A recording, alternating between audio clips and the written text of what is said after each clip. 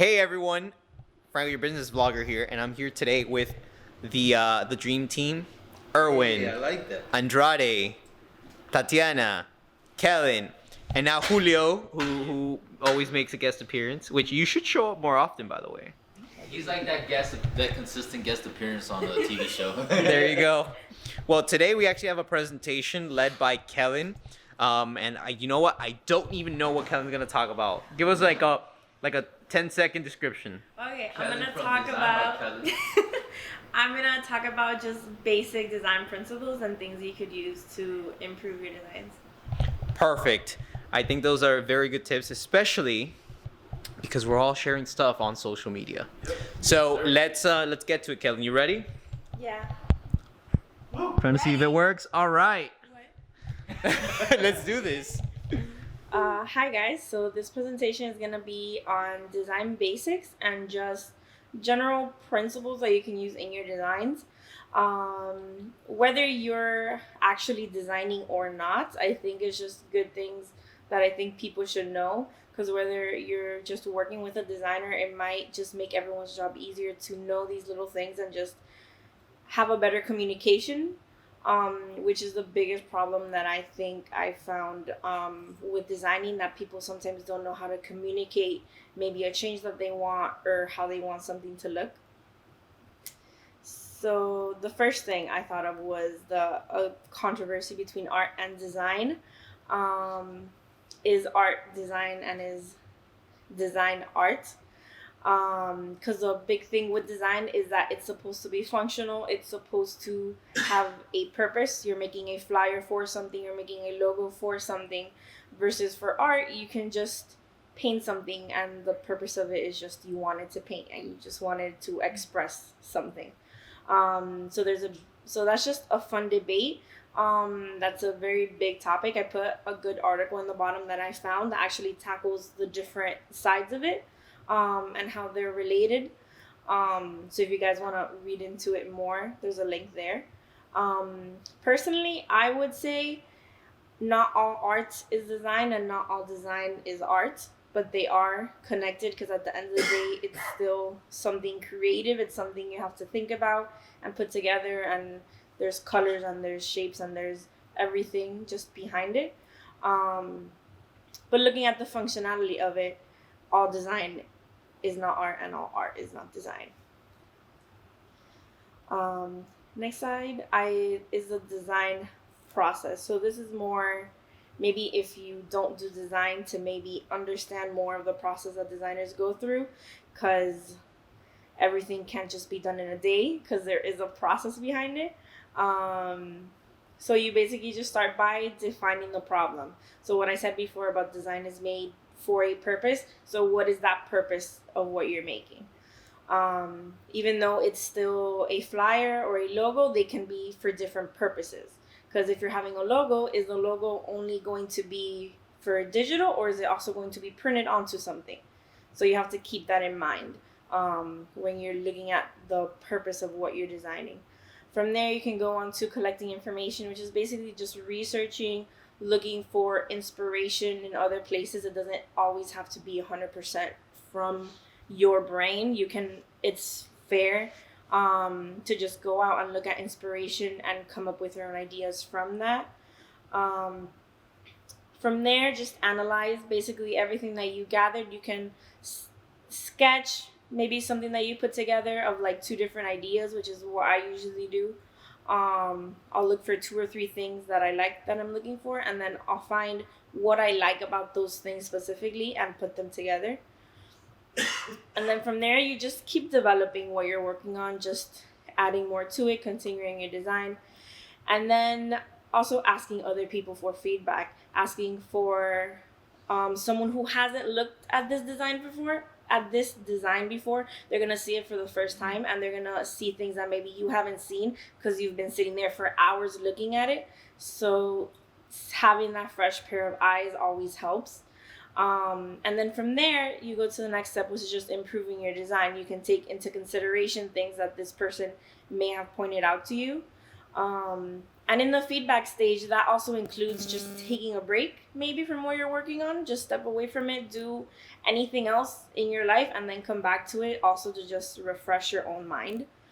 And then there would go back to the first step, just because I would agree that this is a cycle. It's not just a straight line. Like you can see here, the arrows also go back and forth because there is a lot of going back and forth, especially between the feedback and the working on things, because especially with the client, because there can be a lot of back and forth. So it is a cycle. The cycle can happen in a day, or it can happen for months, depending on how big of a project it is and who your client is. But this is basically just how it all works. And then we're going to move on to just some theories. Color theory, which is very elementary, it's going to seem. Just colors and how they work and everything. But then later on, I'm going to show how to actually like put those theories into place, which is something that we didn't learn when we were younger. They kind of just told us a bunch of things about colors, and then it seemed kind of pointless, like how can I really use these things? So that's what I'm going to go over. So to starting off very basic, you have the color wheel, and then you have, of course, your primary colors. All the ones that you see with a 1 are the primary colors, a 2 is the secondary, and 3 is the tertiary. So that's just very self-explanatory. Primary colors are basically colors that you can't mix colors to make these colors. There are no colors you mix to make red, yellow, or blue. Those are your very basic colors. From those colors is that you make every other color. So to get to your secondary color, you mix any 2 primary colors. And to get a tertiary color, you mix 1 primary and 1 secondary. That's how that works. And then moving on to hue. Hue is just the purest a color can be. It's not darker or lighter. It's just a pure color, which, looking at the color wheel, is where the numbers are. That would be the hue. It's the purest form of that color. And the shade would be the ones that are towards the middle that you see are a lot darker. Those would be the shades. So the shades is just adding black to a color. And then tints, just adding white. So those would be your pastel colors. And then I also put a link there where you can read more about other color theories. On the next slide, color harmony. Ways to combine colors when you're making stuff. So complementary is, I think, the most popular that people are used to hearing about, which is colors that are on the opposite side of the color wheel. So yellow and purple, red and green, orange and blue, which are just that. They're complementary, but they're all the opposites. So they do have a lot of contrast, which later on I'll go more into contrast, which can be done in a good way and in a bad way. And here you can also see a lot of patterns, like red and green is complementary, and those also happen to be Christmas colors, which work very well together. So those are places where you can see these interactions like happening and going on. On the next slide, you have monochromatic, which is when you make something only using one color, just different shades of it. So there I just have pointed out the yellow. So that would be monochromatic.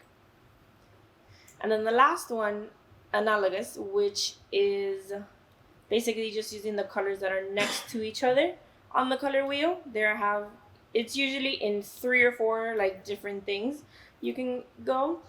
And this is also the most natural way to pick colors, because it's also the way that colors are naturally found in nature. Like if you look at leaves, they'll go from green all the way kind of like to orangish, just like through the seasons. And in that way, it's kind of like how they move. So if you were to do something like that to represent that would be like your color scheme for what you're doing. So if you want to go for something natural, something that's just the most pleasing thing to look at, this would be a good way to do that. And then it also gives you some contrast. And then for color context is just how colors work with each other. Here you have the same blue square with the background of different colors, and you can see that the blue doesn't look the same on top of every color. In front of the black square, it looks even though they are the same size, it looks slightly bigger than the one that's on the white. And the one on the green and the red is just, it's kind of bothersome to look at. It's not as pleasing. And then from there, we're going to move on to typography. And then we have the different classifications for typography, which is serif, sans serif, and script. Each classification, I put a font that is that classification to kind of make it easier to remember. So what makes a font serif is that it has those little like feet at the end of the letters. It's not a clean cut letter, and there is a lot more change among the letter. Like it's not the same thickness throughout from beginning to end. In the curves, it tends to be a lot thinner, and when it's straight, it tends to be thicker. So those are just things to be able to point that out. So Times New Roman is a very basic go-to serif font. And then sans serif is basically without those things. So you can see it's a lot more consistent. The thickness is about the same throughout the whole letter, and it doesn't have those little ends to the font. And then script is just script. It's more of a cursive. The letters come together. And then with that, you have the different weights and strokes, whether it's typography or just shapes in general. Weight/stroke, because depending on if you're using the actual programs in Illustrator, it won't say weight is more for the typography, but for shapes it'll be stroke. So either one, it's referring to the same thing. So there you see the shapes of the different strokes, and then on the side, you can see I picked one font that had a lot of weights, so you can see the differences between them. So that would, a font like that, I personally like using more, because even though you're sticking to one font, just changing the weight of it will just make your flyer interesting, and it'll still bring it together since you don't have to deal with using different fonts. And about using different fonts, if you go back to the classifications, a good way to find fonts that go together is using different ones. So don't combine a serif font with another serif font, especially if it's not the same one, because it'll just be very distracting. So usually combine a serif with a sans serif, or a sans serif with a script. You'll see examples of that later on, but just something I wanted to point out, because it's a very easy thing.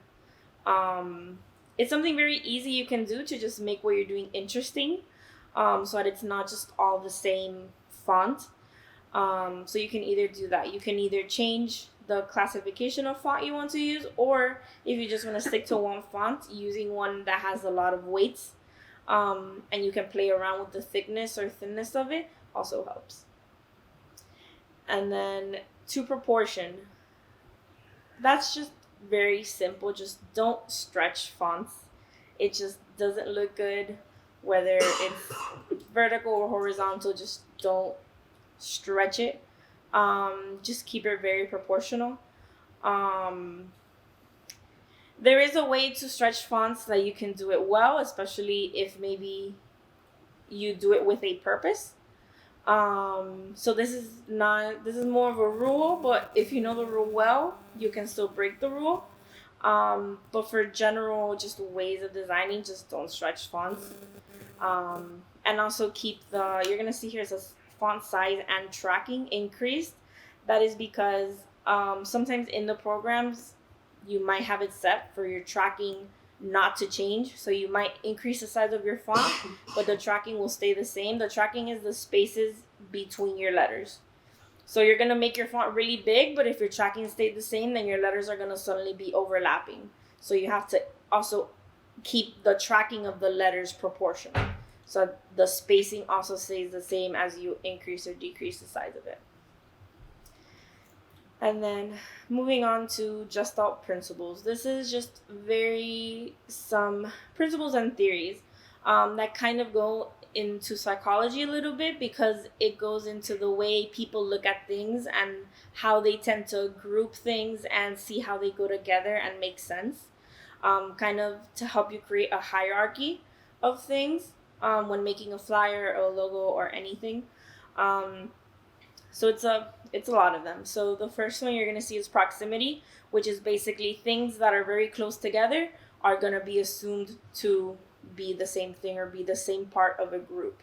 So there you see the two lines, and then there's all the ones that are together. You just look at it and you know it's two lines. You know it's not one thing, you know it's two things. For similarity, things that look similar, you're also going to assume that they just go together. So there you have an example with the filled out squares and the empty squares in the middle. For enclosure, you just have all your things. They are all equal distance from each other, but you have a physical outline or something in the background that is separating something from the rest of it. So that's a very literal separation of things. Because you're literally closing something out from the rest of the group. For connection is kind of just using lines to connect things. So right there you see an example similar to proximity, but you no longer see it as two groups, because now you have these lines connecting the boxes, so now you're looking at it completely different.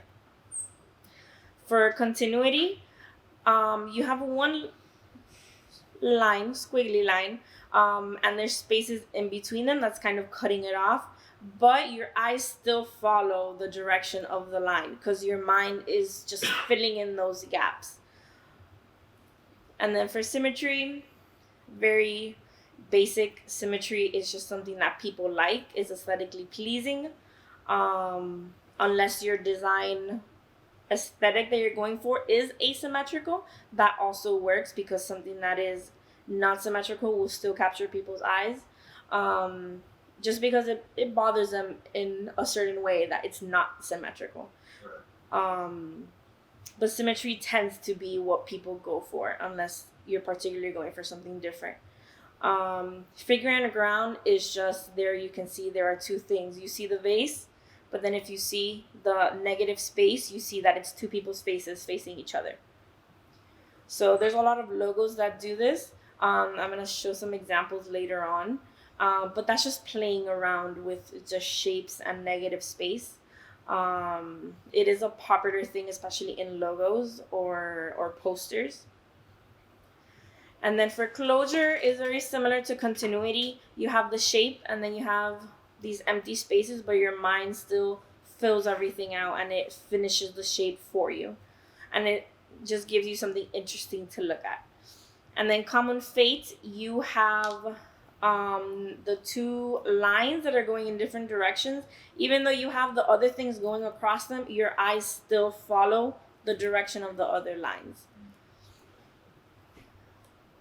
All right, and then moving on to examples, I'm kind of just going to bring different things that I mentioned previously together. So you have the Lord of the Rings Two Towers flyer. You have the two towers. And then in the orange, in the negative space, you're going to see there's a hand going down, like grabbing a ring. So that's an example of the figure and ground that I mentioned before. And then in the other WWF logo, the panda is not completely outlined, but you kind of know that there's an outline there because you just continue the shape of what you're looking at and you know what it is. And then for the Coca-Cola logo, the way the letter is, it helps you just move across the logo. The way the C goes under the letters, you just keep reading Coca, and then the cola, the way it goes through the L all the way to the end, it just makes your eyes be very fluid and just read throughout the whole thing. So that's something that would be popular with typography. Since it is becoming a lot more popular now to do typography logos, this is something that just makes your logo very fluid and just easy to read. So is that common fate? Or... The Coca-Cola logo would be an example of continuity and maybe a little bit common fate, yes. Because it just it moves your eyes. Since the C is the first thing you look at, you're gonna continue like the fluidity of wherever the letter is going. So you're gonna keep reading along the whole thing, as opposed to maybe the Coca-Cola logo being just block letters. You're just gonna be like, your eyes kind of gonna stop at every letter, as opposed to something like that that's very cursive and very fluid. In the next one, the cup design is one that I posted, which an example of a monochromatic color scheme, which is a good way to do icons, like 3D icons, because the shadows and the highlights of the cup are that same color, but just shades and tints. So that it wouldn't just be white and black. I just got that same color and I just made it darker or lighter, and then those are my shadows and highlights in my icon. And then the flyer next to it, you can see also color, just a big contrast between the blue and the yellow. And this is also an example of how it doesn't have to be graphic design, because this is a picture. It was just taken very well for that purpose, so there is that contrast. And then whoever used that picture to make the flyer just used it well. They put the title in the front, and then in the top, and then everything else in the bottom. And then also just choosing the correct colors for those fonts. Instead of using another yellow or something else, they just stuck to white and black, because there's already a lot of color going on in the background. So just choosing very basic colors for the font just keeps it simple. This is an example of another color scheme, triadic color scheme, which is the 3 primary colors. So there you have the Firefox logo and the Burger King logo as good examples of that. Even though this isn't the same scheme as the other 3 I mentioned, it's still colors that go together and just they look well together. But again, because it does create contrast, it looks good, but you're going to see later how maybe too much contrast may not look good.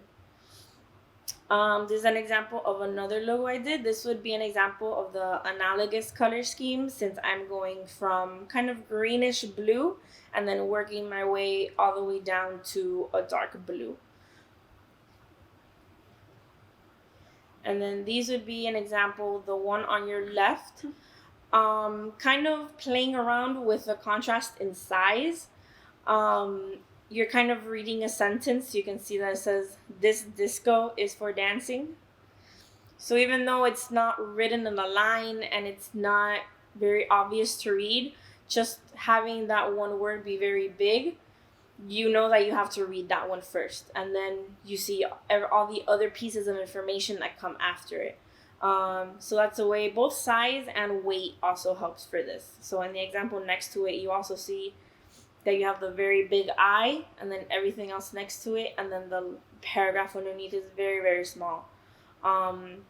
So you know where to go to first. Your eye is just automatically gonna go to that thing where you want it to go to. So if there is something like that in your design where you just want this person to look at this thing first, then you have to give it something for the person to look at it first. So you either make it very big, you make it a completely different color than the rest of it, just things like that to make it stand out.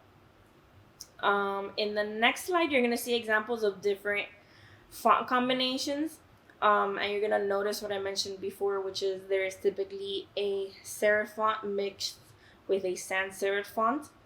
And if there are 2 sans serif fonts, like in the very first example, it is a thick one mixed with a thin one. So this is another just big contrast thing. Contrast just makes things look interesting. And then in the next example, you see an example of good and bad contrast.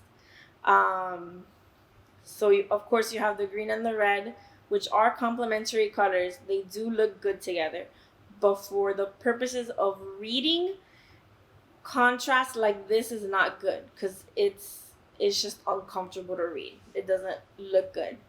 On the other side, even though you are using white, there is still a big contrast between the font and the background color. So the contrast doesn't necessarily have to be complementary or this or that. It just has to be something where your eye goes to. There just has to be a difference. It doesn't have to be these rules per se. And then that is it. I don't know how to finish. That's it. Thank you. Thanks for coming to my TED Talk.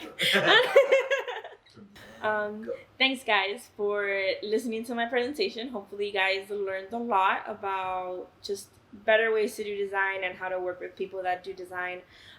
If you'd like to know more, just follow my Instagram. Franco's gonna put the link below. And I look forward to chatting with you guys. Have a nice day. I want to get a position.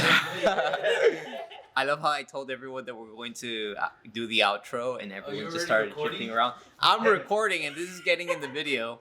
But Kellen, thank you so much for sharing that presentation. I think it was very useful, especially now when, since we're all working on a personal brand, to be able to rebrand ourselves maybe over time to improve our likelihood of getting seen and followed.